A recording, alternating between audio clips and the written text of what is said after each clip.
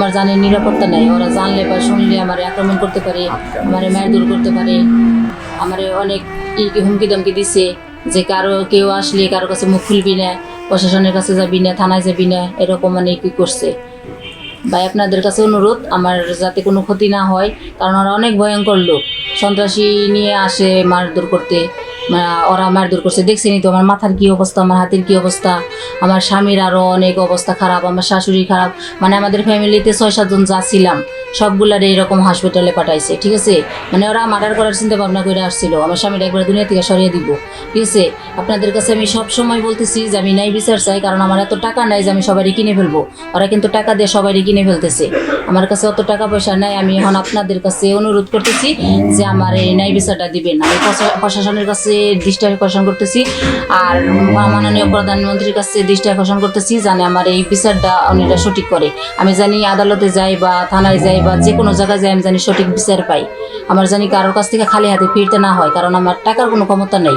ওরা সন্ত্রাসী, ওদের সব ক্ষমতায় আছে, আমার কোনো ক্ষমতা নাই। আমি একদম অসহায়, আমার স্বামী ছাড়াই কেউ নাই। আমার স্বামীর অনেক টাকা পয়সা থাকলে দিলে তাও কোনো কিছু হইতো। আমি যে অবস্থায় আছি, আমি চিকিৎসাও করতে পারতেছি না। আমি যে এই মুহূর্তে ওষুধ খামো, আমার এই ধরনের টাকা পয়সাও নাই এখন, ঠিক আছে। আমার এরকম অবস্থাও নাই যে আমি এখন চিকিৎসা করুম, সংসার চালাম। কি আমার স্বামী যদি 6 মাস মনে করেন যে বিছনায় পড়ে থাকে, হসপিটালে পড়ে থাকে, তার চিকিৎসা কিভাবে করব? আমার মানে অনেক খারাপ অবস্থা, সত্যিই খারাপ অবস্থা।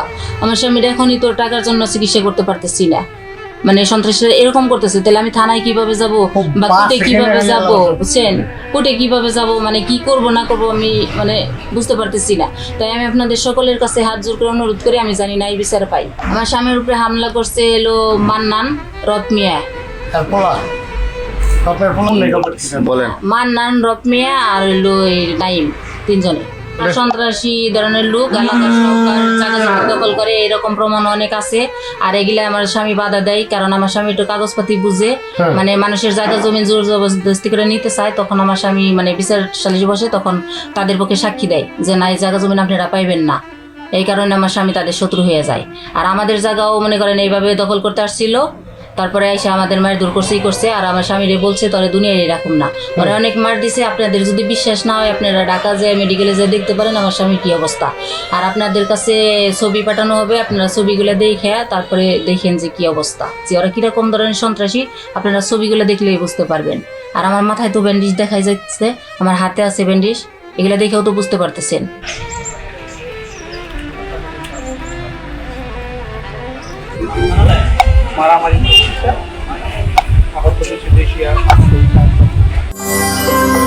সত্য, বস্তুনিষ্ঠ ও নিরপেক্ষ দৈনিক জনবাণী।